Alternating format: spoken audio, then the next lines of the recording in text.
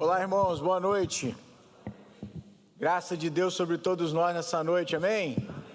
Bênção demais, estava com saudade de vocês. Poxa vida, que saudade. Abra sua Bíblia no texto de Mateus, capítulo 4. Mateus, capítulo 4. Nós vamos fazer a leitura do verso de número... Mateus, capítulo 4. Nós vamos fazer a leitura do verso de número 18 até o verso 22. Mateus capítulo 4, verso 18 até o verso 22.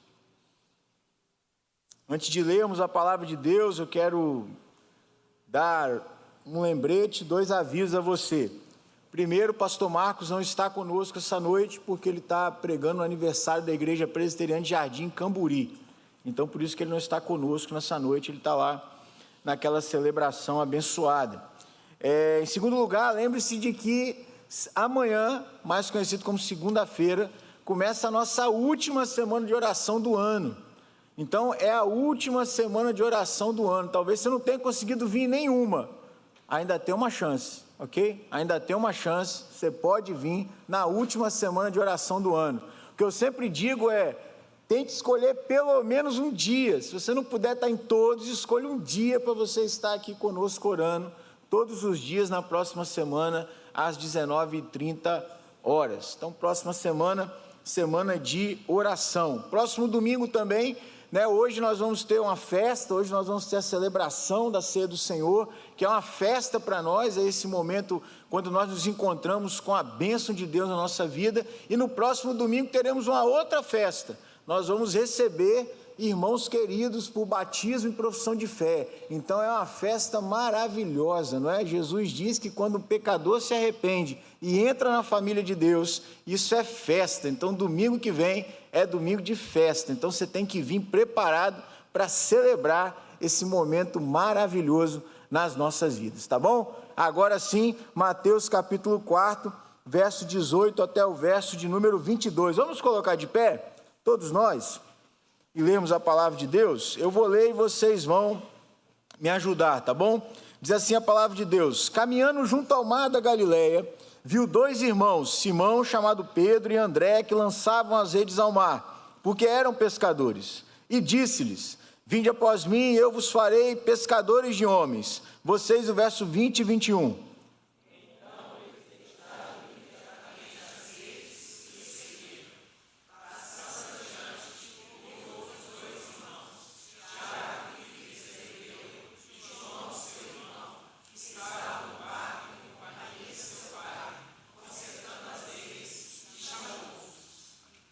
Então eles, no mesmo instante, deixando o barco e seu pai, o seguiram. Feche seus olhos, vamos orar. Deus, muito obrigado por essa noite, obrigado por esse encontro, Deus, encontro nosso com o Senhor, encontro nosso com os nossos irmãos, esse encontro singular da família do Senhor aqui nessa noite. Recebe o nosso louvor, recebe a nossa adoração, e agora, Deus, continua falando ao nosso coração. Através do Teu Espírito, nos dá o entendimento para entendermos, compreendermos e aplicarmos a palavra do Senhor à nossa vida. É o que pedimos, ó Deus, em nome de Jesus. Amém, Senhor. Amém. Você pode se assentar. Você deve estar sentindo falta de alguns jovens ali no banco dos jovens, no lado dos jovens ali. É porque hoje nós terminamos o nosso acampamento dos jovens, cerca de 50 jovens estavam ali conosco.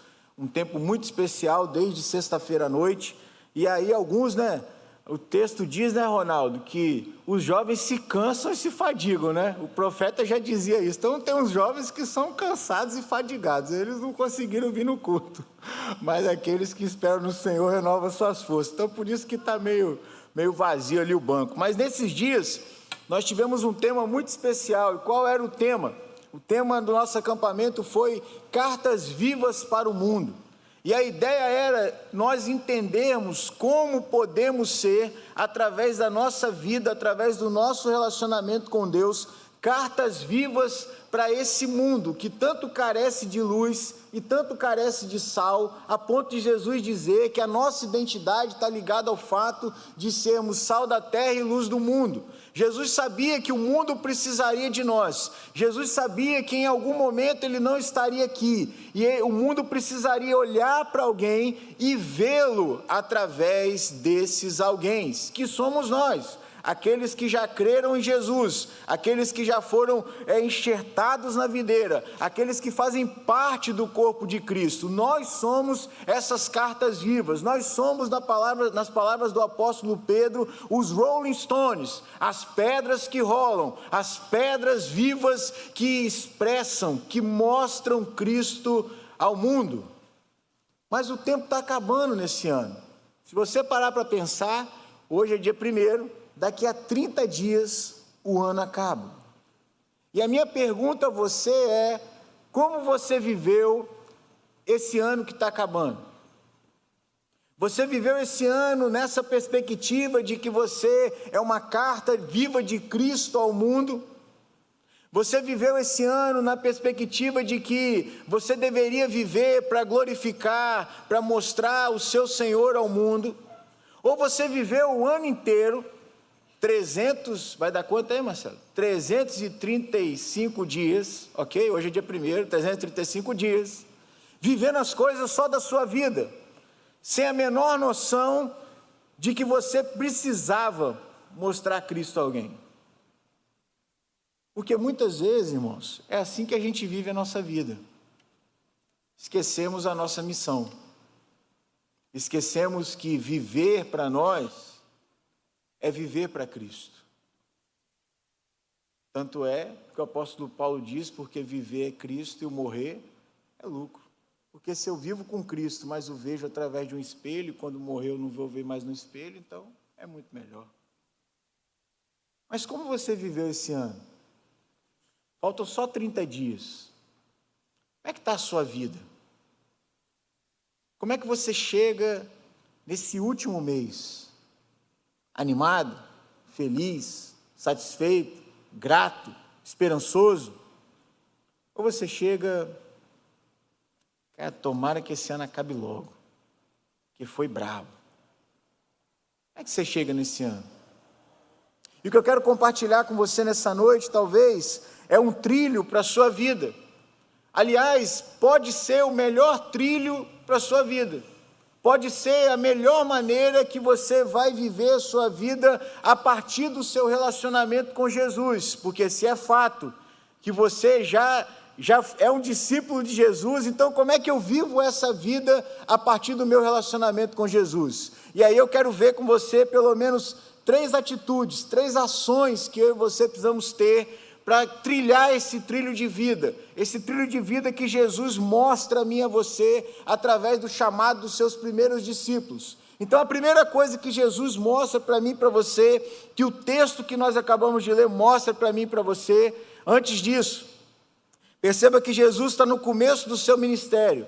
Jesus havia sido batizado no final do capítulo 3º, ele precisava ser batizado, lembra? Ele vai conversar com João, e João fala assim, João era muito humilde, João sabia quem Jesus era. Até esse momento ninguém sabia quem Jesus era, mas João sabia quem Jesus era. Seu primo sabia quem ele era. E ele diz assim, rapaz, você vem para eu te batizar. Mas como é que eu vou te batizar? Olha só, primo, todo mundo, eu sei quem você é e você sabe quem você é. Como é que eu vou batizar Deus, primo? Aí Jesus fala assim, João, fica quieto. Fica quieto porque eu preciso cumprir toda a lei. Batiza aí, João. Batiza aí. Aí João batiza Jesus. Jesus então é levado ao deserto pelo Espírito, porque Jesus precisava vencer a tentação que o primeiro Adão não conseguiu vencer. Quando Adão não acreditou na identidade que Deus havia dado a ele e quis uma outra identidade, a identidade do próprio Deus, Jesus precisava passar por essa mesma tentação. Tanto é que a tentação de Jesus pelo diabo no deserto é, antes de tudo, uma afronta à sua identidade. Se tu és filho de Deus, se tu és filho de Deus, se tu és filho de Deus. Jesus precisava vencer como segundo Adão. Para nos justificar, ele precisava vencer a tentação que o primeiro Adão não conseguiu. Aí então os anjos vêm, o servem, e a partir do verso 12 do capítulo 4, Jesus começa o seu ministério. Você vai ver isso em Marcos capítulo 1 também, e aí ele começa a chamar os seus primeiros discípulos. Ele vai chamar Levi, ele vai chamar Pedro, ele vai chamar João, Tiago e André. É isso que nós vamos ver nessa noite. Mas então, pastor, que trilho de vida é esse? E eu quero ver isso com você. O que Jesus mostra para mim e para você? A primeira atitude que eu e você devemos tomar para viver a vida que Jesus espera de nós, para viver essa vida que o Senhor propõe para nós, é que eu e você precisamos estar com Jesus. Eu e você, é fundamental que na nossa caminhada cristã, nós estejamos com Jesus. O chamado de Jesus a esses primeiros discípulos, a esses primeiros homens que o seguiam de longe, que sabiam quem ele era, mas não eram seus discípulos, é que eles estivessem com Jesus. O verso 19, no 18, Jesus encontra eles na beira da praia, eles estavam lançando as redes ao mar, eles eram pescadores, entenda isso. Por que eles eram pescadores? Porque esses homens eram iletrados. Todo garoto judeu, quando fazia 13 anos, ele era submetido a uma prova, e nessa prova ele tinha que ter decorado toda a Torá, e em alguns casos os profetas.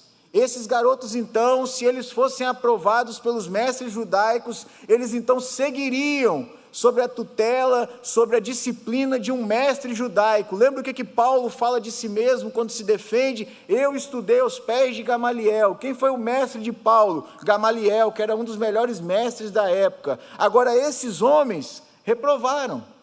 E por que a gente sabe que eles reprovaram? Porque eles seguem a profissão do pai. Todo mundo que não conseguia estudar na época de Jesus, que não frequentou a escola, não frequentou a faculdade, seguia a profissão do pai. O pai deles era pescador, e eles eram o quê? Pescadores. Estão lançando as redes ao mar, porque eram pescadores. Pausa, vamos fazer um parêntese. Por que Jesus era carpinteiro? Porque Jesus não frequentava a escola. A grande crise dos fariseus, quando Jesus ensinava algo, eles ficavam assim, mas quem é o mestre dele?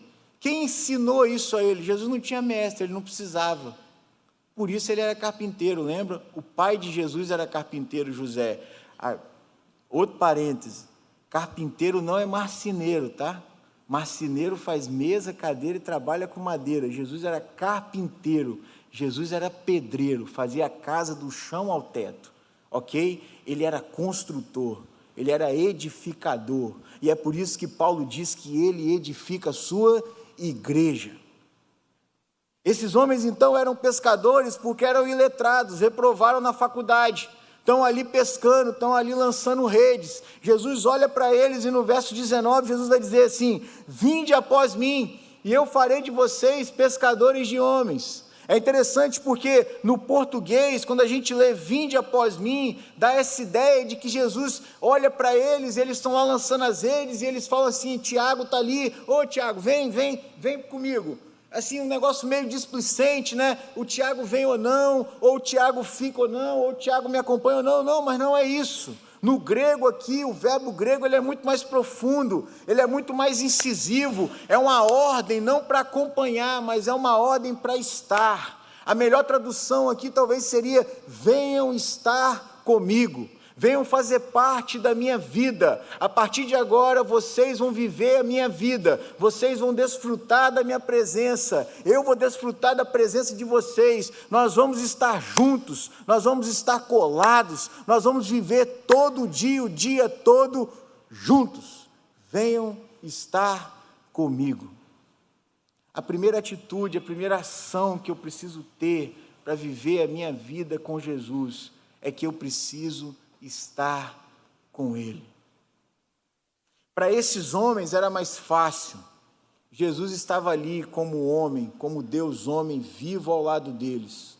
Eles iam comer e eles viam Jesus comendo. Viam como Jesus comia, viam como Jesus falava com as pessoas, via como Jesus acolhia as pessoas, via como Jesus exortava as pessoas, via como Jesus fazia milagres, via como Jesus libertava pessoas, e isso era tão profundo, o estar com Jesus era algo tão profundo na vida dos discípulos, que em determinado momento, um discípulo chega para Jesus e diz assim, Senhor, ensina-nos a orar, como João ensinou aos seus discípulos. Nós não sabemos orar do jeito que o Senhor ora. Ensina-nos a orar. Porque eles viam como Jesus orava, eles estavam com Jesus. Para nós, esse estar com Jesus é um exercício mais difícil. Porque Jesus não está aqui em carne e osso. Jesus não, quando a gente se assenta aqui, Jesus não se assenta ali do lado. A gente não consegue olhar para Ele, a gente não consegue pegar na mão dEle. E aí, né, Dudu, fica difícil, porque a gente precisa ter algo para ver. Homens e mulheres, seres humanos, gostam de adorar aquilo que eles podem ver, aquilo que eles podem tocar. Não foi à toa que os filhos de Deus, os israelitas, pediram a Abraão, pediram a Arão, que lhes fizessem deuses que os haviam tirado do Egito. Porque esse Moisés, que subiu no monte, não desce mais, o monte está pegando fogo, tem um monte de dia, já deve ter queimado há muito tempo. E quem é que nos tirou do Egito? Faz um Deus aí para nós. E essa foi a ruína de Israel. Portanto, para nós é mais difícil, irmãos. Mas preste atenção, Paulo, em Atos 6, vai dizer que Deus não se deixou sem testemunho. Como que eu e você nos relacionamos com Jesus hoje? Através da sua palavra, através da oração, através das disciplinas espirituais, através da comunidade de fé, através da adoração, através do jejum. Agora, a grande questão é, quanto tempo eu e você fazemos isso diariamente? Quanto tempo eu e você gastamos estando com Jesus?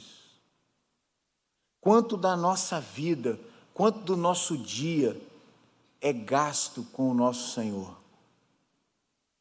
E é interessante porque, se você olhar logo mais à frente, Jesus vai falar sobre a ansiedade, sobre a confiança em Deus, né? Falando sobre a oração, lá em Mateus capítulo 6, no meio do Sermão do Monte, Jesus vai dizer assim, em Mateus 6,33, uma coisa vocês têm que fazer: busquem em primeiro lugar o reino de Deus, e todas as outras coisas vos serão acrescentadas. Aí como que nós aprendemos isso desde criança na igreja? Como que nós lemos esse texto? Porque a gente é meio cartesiano, né? A gente gosta de colocar as coisas em caixinhas e nos seus lugares. Aí a gente lê esse texto assim: eu busco em primeiro lugar o reino de Deus, né, Ronaldo? Em segundo lugar, eu busco o quê? A minha família. Em terceiro lugar, a igreja. Em quarto lugar, o trabalho. Em quinto lugar, os amigos. Em sexto lugar, o cunhado, aquele pessoal. Não, brincadeira, o cunhado não. Mas eu faço esse escalonamento de valores. Eu coloco assim: em primeiro lugar eu busco a Deus, e depois, aí eu vou buscando. Não, Jesus não está dizendo nada disso, irmão. Não há ordem de gradação,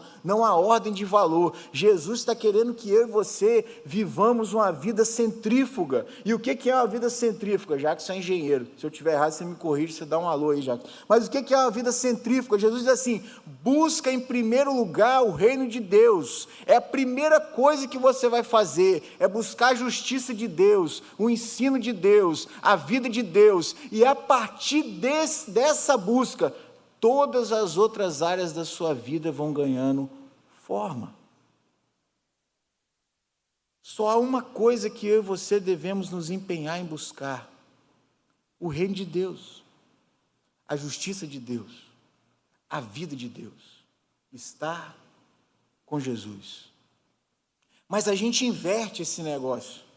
A gente acorda cedo, porque a gente tem que trabalhar logo, a gente tem que estudar. E aí a gente faz o quê? A gente vai viver o nosso dia. E aí quando a gente chega no trabalho, tem um baita de um pepino, tem um baita do problema. E aí o que você faz? Você resolve com as armas que você tem. Fica nervoso, bate na mesa, levanta a voz, manda a pessoa sair. Ou então você chora, ou então você trava, ou então você fica ansioso, ou então você entra em pânico, ou então você entra em desespero. Mas por que isso acontece? Porque você não buscou em primeiro lugar o reino de Deus.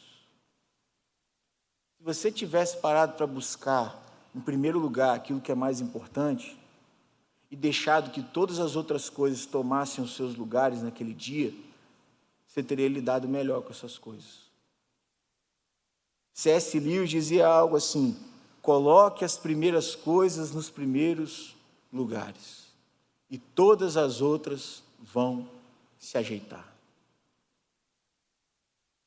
Antes de qualquer coisa, irmãos, eu e você precisamos estar com Jesus. Quanto do seu dia você tem gasto estando com Jesus? Ouvindo Ele na palavra, falando com Ele na oração, adorando a Ele com louvores. Um dia eu estava ouvindo uma mensagem do pastor Jeremias, e ele falou assim: irmãos, tem gente que passa o dia inteiro sem lembrar de Deus. O cara passa o dia inteiro sem orar, sem ler a Bíblia, sem cantar um hino, sem dar uma palavra para alguém. E é fato. E é fato. Mas a gente diz assim: não, mas nós somos discípulos de Jesus. A gente só não anda com Ele, a gente só não fica com Ele, mas a gente é discípulo de Jesus.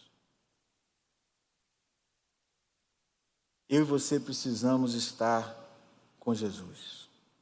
Se a gente quer que a nossa vida seja diferente, se a gente quer que todas as outras coisas tomem forma na nossa vida, a primeira coisa que nós devemos fazer é estarmos com Jesus.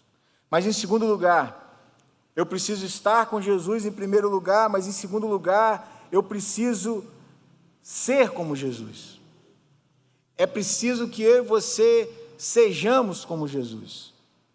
O mesmo verso 19 vai dizer assim: Jesus lembra eles: vinde após mim, eu vos farei pescadores de homens. E aí Jesus vai repetir a mesma ordem a Tiago e vai repetir a mesma ordem a João no verso 21. É interessante isso, irmãos, porque estando com Jesus, eu tenho desejo de me parecer com Ele.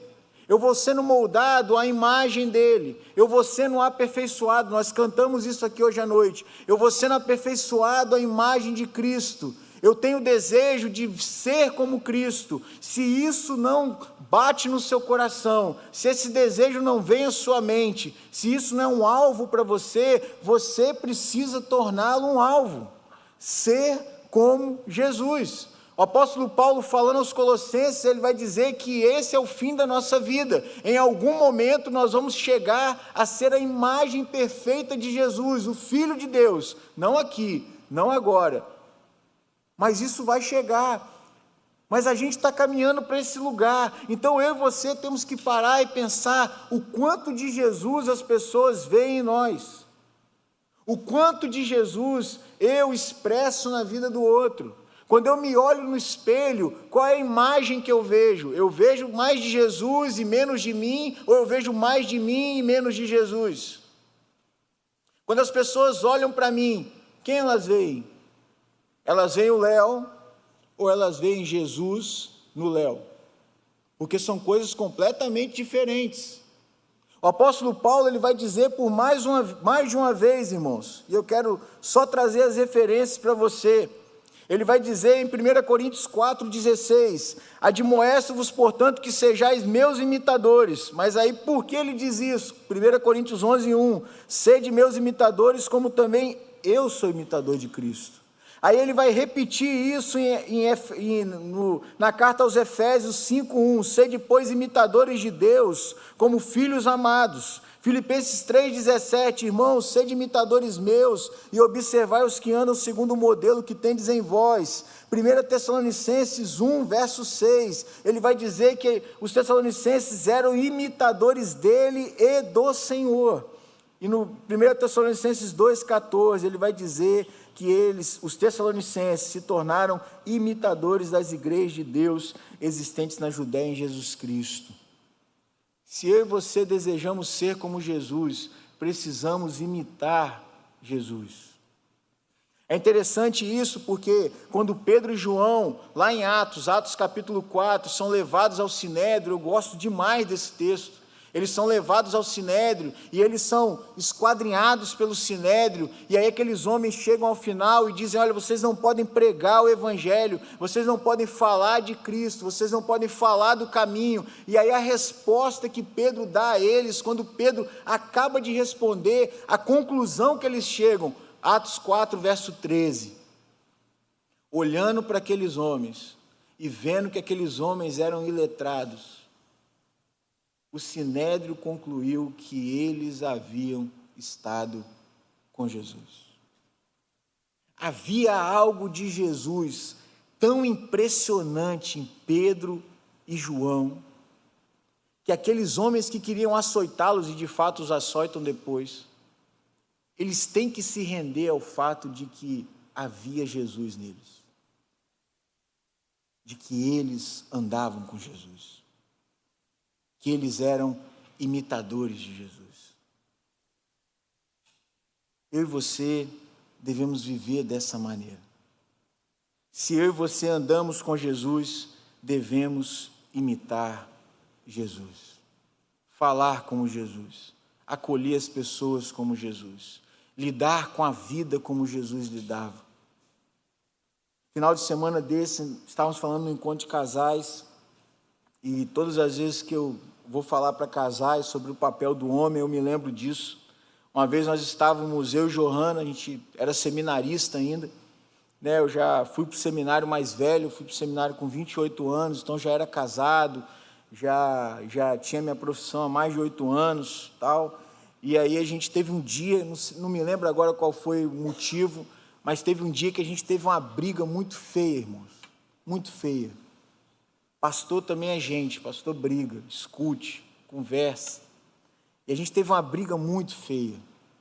Eu me lembro assim que o apartamento que a gente morava, ele tinha uma porta que ele dividia a sala dos quartos. Então a Johanna passou por aquela porta e bateu aquela porta, e bateu a porta do quarto e entrou no quarto. Eu estava tão nervoso, Maristela, tão nervoso, que eu não sabia o que eu fazia. Minha vontade era quebrar um negócio dentro de casa. Mas aí o que eu fui fazer? Eu estava tão nervoso que eu falei assim, rapaz, vou lavar a louça, Marcelo. Vou lavar a louça, para me acalmar. E aí, dica aos homens, irmãos. Louça terapia, coisa boa. Peguei aquela pilha de louça, rapaz, e cada prato que eu pegava, minha vontade era quebrar aquele negócio no chão. Quando eu peguei aqueles plásticos, né, que não sai gordura, porque tinha que acabar com plástico. Aqueles plásticos, ele lava uma vez, lava outra, enxuga a bucha, que coisa nojenta, vontade de queimar aquilo tudo, rapaz, e dentro do meu coração, aquela ira dentro do meu coração, e eu falando com Deus, Senhor, essa mulher não pode falar isso, Senhor, essa mulher não pode me tratar assim, Senhor, olha o que essa mulher está fazendo, eu sou o sacerdote dessa casa, eu sou um pastor, e ela falou isso comigo, e ela me tratou desse jeito, toma louça, e toma sabão, e toma bucha, e reclamando com Deus, rapaz, e gritando com Deus dentro de mim, e ficando irado, e ficando nervoso, aí de repente aquelas vozes se acalmaram no meu coração, e o Espírito Santo falou assim, cara, você está certinho, ela não podia ter falado assim com você, você realmente é o sacerdote dessa casa, ela não tinha o direito de te tratar assim. Mas agora me responda uma coisa. Você tem amado a sua esposa como Cristo amou a igreja? Você tem tratado a sua esposa como Cristo trata a igreja? Você tem cuidado da sua esposa como Cristo cuida da igreja? Você tem se sacrificado por ela? Você tem santificado a sua esposa, você tem adornado a sua esposa, você tem liderado bem a sua esposa. Aí, irmãos, eu falei assim, Deus, ficou ruim, né, Ronaldo? Ficou ruim. Aí eu parei o que eu estava fazendo, enxuguei minha mão, Johanna estava no quarto. Eu cheguei e disse, meu amor, você me perdoa. Por mais que eu esteja certo, eu nem sei se eu estou mais. Mas eu tenho sido muito aquém do que eu deveria ser. Se eu quero imitar a Cristo dentro do meu casamento, eu tenho que amar a minha esposa como Ele ama a igreja. É isso que o apóstolo Paulo ensina. E eu não tenho feito isso. Dei um beijo no ombro dela, né, que ela não queria me ver. E saí. Mas sabe, irmãos, muitas vezes a gente acha que está certo. Mas a gente se esquece de que nós temos um mestre. De que nós temos alguém a quem devemos imitar.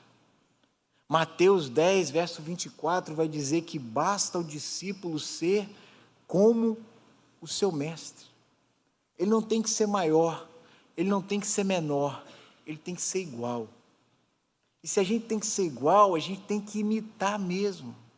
A gente tem que ser como Jesus. Quando alguém chegar e falar mal da gente, quando alguém chegar e cometer uma injustiça contra nós, o nosso primeiro desejo, o nosso primeiro anseio é levantar e olho por olho, e dente por dente, e pé por pé, e mão por mão. Você feriu o meu olho, eu vou ferir o seu olho, e aí eu vou me vingar. Mas Jesus diz assim: não, ora por ele.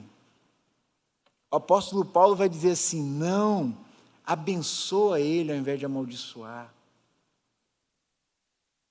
Mas a gente quer extravasar a nossa raiva. Mas Jesus diz assim: não, cara, ore por ele. É isso que a gente deveria fazer. Quando a gente ouve alguma coisa, né? Às vezes, as pessoas vêm falar uns negócios com a gente, você não está perguntando nada, e o cara vem falar dos outros para você. E aí você ouve aquilo, assimila aquilo, e você já julga, você já faz um preconceito, um pré-conhecimento daquilo. E aí quando você olha para a pessoa, né, você já tem um preconceito, você olha para ela, você fala assim: nossa, lá vem fulano. Porque você nunca falou com fulano, você nunca viu fulano, você nunca trocou uma ideia com ele, mas você ouviu um negócio, você fez um preconceito. E Jesus diz assim: não julgueis para que não sejais julgados. Porque com a mesma medida com que medides, vocês também serão medidos. Da mesma maneira que vocês julgam, vocês serão julgados. Então preste atenção, amigo, não julgue. Não julgue. Se eu quero ser discípulo de Jesus, se eu quero viver uma vida nova, se eu quero viver uma vida diferente, eu preciso imitar Ele, eu preciso falar como Ele, eu preciso agir como Ele, eu preciso acolher como Ele, eu preciso ser como Ele. Porque essa é a finalidade de Deus para a nossa vida. E é interessante, o pastor Josué Campanhã, ele fala que nós podemos ter dois tipos de vida. A vida 1+1, o que é a vida 1+1? A vida 1+1 é o seguinte: o ano está acabando, é 2024, vai entrar 2025. 2025 você sabe tudo que vai acontecer? Tudo que aconteceu? Não. É um ano que vai ser o quê? Novo. Mas será que vai ser novo? Porque se você viver 2025 como você viveu 2024, o ano não vai ser novo, ok? E aí o pastor Josué Campanhã diz assim: você pode viver a vida 1+1, a cada ano acrescentar um ano novo na sua vida, algo completamente extraordinário e diferente, ou você pode viver a vida 1×1. O que é a vida 1×1? 2024 acabou, mas eu sou muito bom, eu sou muito reticente, deu tudo errado, né, Bianca? Eu fiz tudo errado, acabei a vida do mesmo jeito, não consegui fazer nada que eu tinha que fazer. O que eu faço? Repito tudo em 2025. É a vida 1×1. Ao invés de você ter mais um ano de vida nova, você vai tendo a mesma vida repetida há vários anos. 1×1 é sempre igual a 1. 1+1 é igual a 2, mais 1, 3, mais 1, 4, completamente diferente. Quando eu imito a Jesus, eu começo a ter uma vida realmente nova. Eu me torno um imitador de Cristo. Basta o discípulo ser como o seu mestre. Primeiro, eu preciso andar com Jesus. Segundo, eu preciso ser como Jesus. Agora, o terceiro tripé dessa vida é: eu preciso fazer como Jesus. O texto vai dizer o seguinte, a partir do verso 21. Passando adiante, viu outros 2 irmãos, Tiago, filho de Zebedeu, e João, seu irmão, que estavam no barco em companhia de seu pai, consertando as redes, e chamou-os. Então eles, no mesmo instante, deixando o barco e seu pai, os seguiram. A atitude daqueles homens, olha só, eles entendiam, eles não seriam nada dentro da religiosidade judaica, haviam reprovado na escola. Ou eles continuavam como pescadores de peixe, pescando para a morte, ou eles teriam uma vida nova com Jesus, pescando para a vida, pescando homens. E eles fizeram essa conta, pesaram na balança rapidinho, e o texto vai dizer para mim e para você que eles deixaram as redes, e o verso 21 vai dizer que eles deixaram o barco e deixaram seu pai e seguiram a Jesus. Naquele mesmo instante, foi automático, foi imediato, foi ato contínuo. Por quê? Porque eles entenderam o que Jesus tinha para fazer neles, mas também através deles. Eu farei de vocês pescadores de homens. Quando Jesus chama a mim e a você, Ele nos dá uma nova identidade, mas Ele também nos dá um novo propósito de vida.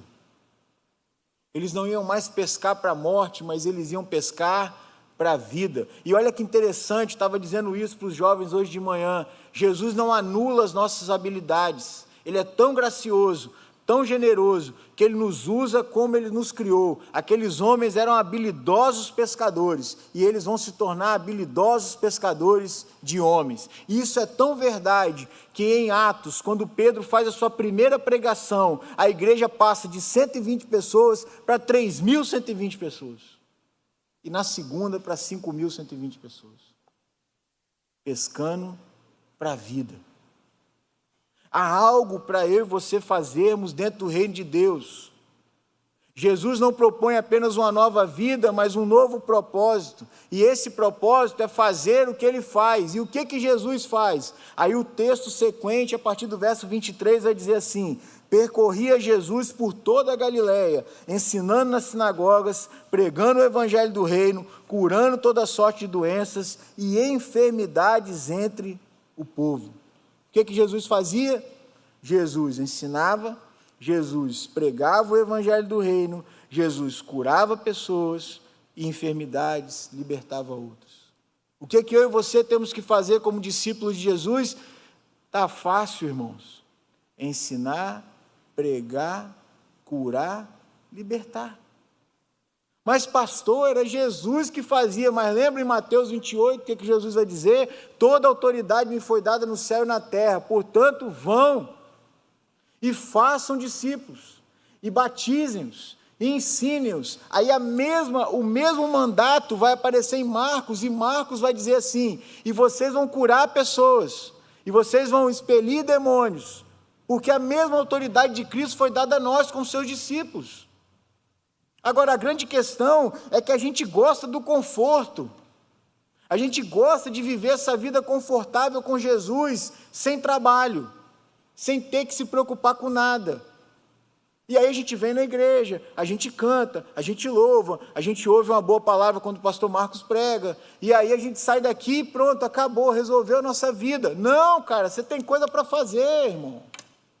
Você tem que sair daqui na segunda-feira com um negócio para fazer. O que você vai fazer? Ensinar, pregar, curar, libertar. Sabe por quê? Eu e você somos embaixadores de Cristo. Paulo vai dizer que nós somos embaixadores de Cristo. Você sabe o que é um embaixador? Você já viu, por exemplo, que quando um embaixador é expulso de um país, o presidente do país do embaixador, ele tem que emitir uma ordem, ele tem que dar um pronunciamento. Por que ele tem que fazer isso? Porque não está expulsando uma pessoa, está expulsando o país de um outro país. Porque o embaixador, ele é a personificação daquele país, do estado, país, dentro do outro país. Tanto é que a embaixada de um país, ela é inviolável. Se a embaixada for invadida dentro de um país, o país da embaixada invadida, ele pode declarar guerra ao outro, porque ele está invadindo um território de um outro país. Está afrontando a soberania do outro país. E Paulo diz assim: nós somos embaixadores de Cristo, por meio dos quais, pelo intermédio dos quais, Ele exorta o mundo nesse tempo que se chama hoje. Você é embaixador de Cristo, irmão. Aonde você coloca o seu pé, é Jesus que está chegando. Você tem noção do que é isso? Você colocou o seu pé no seu local de trabalho, Jesus chegou ali, Tainara, junto com você. Porque Ele está em você, porque você está com Ele, porque você imita Ele. Aquele lugar não pode ser igual. Não é isso, doutora Fátima? Não pode ser igual. Tem que haver ensino, tem que haver pregação, exortação, cura, libertação. porque é isso que Jesus fazia. Quando eu e você, que somos discípulos de Jesus, chegamos em algum lugar, a gente tem que salgar esse lugar. O lugar tem que ser diferente. A gente tem que iluminar esse lugar. As trevas têm que recuar, porque a gente é luz. Agora, a grande pergunta é, o que eu e você estamos fazendo? Já falei para vocês a citação aqui do pastor Russell Shedd, né? Que o mundo vai de mal a pior, a gente já sabe. O que a gente precisa saber é o que esses homens e mulheres que são sal da terra e luz do mundo estão fazendo nesse mundo. Porque muitas vezes a gente reclama do nosso local de trabalho, a gente reclama da nossa casa, a gente reclama da nossa família, a gente reclama da nossa escola, a gente reclama da nossa faculdade, a gente reclama da nossa igreja, mas a gente só quer sentar no banco, a gente só quer ficar recebendo, a gente só quer ficar, vamos dizer assim, pagando o dízimo e recebendo o resultado. E não é isso que você foi chamado para fazer, você foi chamado para participar da obra de redenção de Deus nesse mundo, cara. E você tem que fazer alguma coisa. O que você vai fazer? Eu não sei, você tem que pensar o que você vai fazer. Eu sei o que eu faço, agora você tem que saber o que você vai fazer. Eu não sei o que você está fazendo, mas você tem que fazer. Quando você chega num lugar, você é embaixador de Cristo. Eu trabalhava com um advogado e ele, toda vez que eu ia ao fórum, ele virava para mim e dizia assim, preste atenção numa coisa, Léo, você não é cão de briga. Advogado não é cão de briga, advogado é embaixador, ele ganha as coisas na diplomacia, ele ganha as coisas na conversa. Tem gente que fala que é lábia, mas não é isso, é na diplomacia. Por quê? Porque batendo, ninguém ganha nada, só ganha raiva, só ganha ira.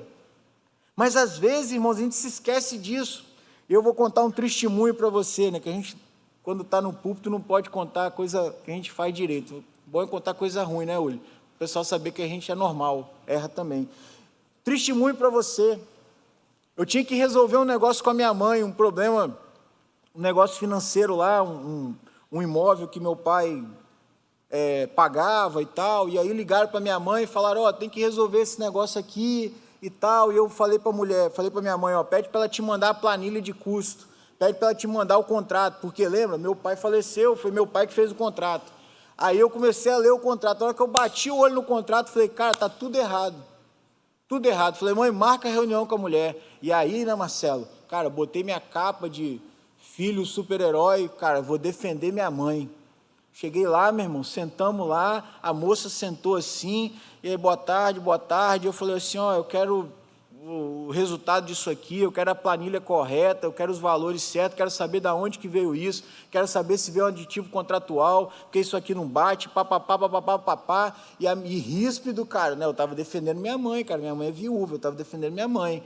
Rapaz, e a moça falou assim, não, eu vou pegar, a moça voltou e tal, e trouxe para mim, eu olhei e tal, eu falei, não, então agora você vai me dar uma semana, eu vou olhar tudo que você me trouxe, e aí daqui a uma semana a gente senta e conversa nesse mesmo horário. Cara, eu saí dali, quando eu saí dali, o Espírito Santo, cara, o Espírito Santo é fogo, eu amo ele. Aí o Espírito Santo no carro já foi falando assim para mim, rapaz, como é que você falou assim com a moça? Por que você foi tão ríspido assim com ela?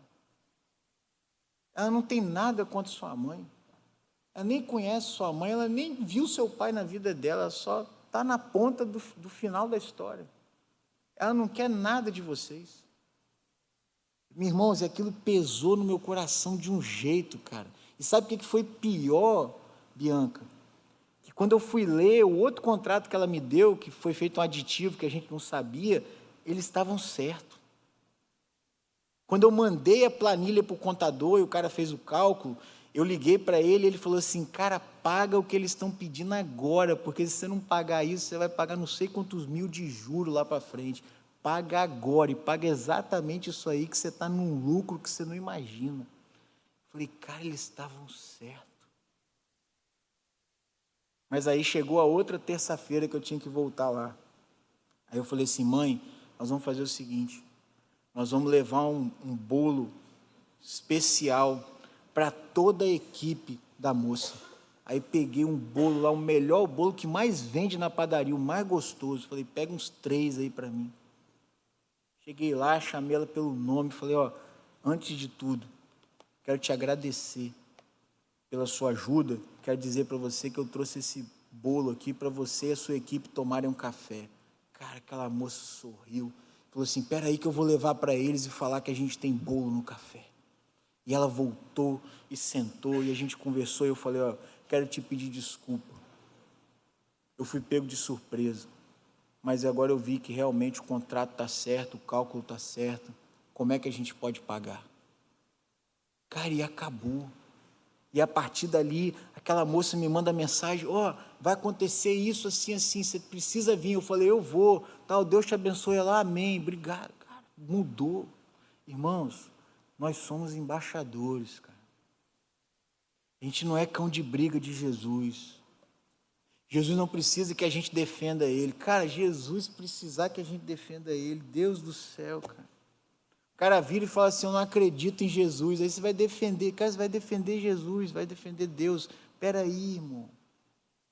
Ah, eu não acredito que Deus faz milagre. Aí você vai defender. Não, para com isso. Irmão. Você não é cão de briga de Jesus. Você é embaixador. Aonde você colocar o seu pé, Jesus chegou naquele lugar. As trevas têm que recuar. A luz tem que se acender. E aquele lugar tem que ser diferente para a honra e glória de Jesus. Amém? Estar com Jesus. Ser como Jesus.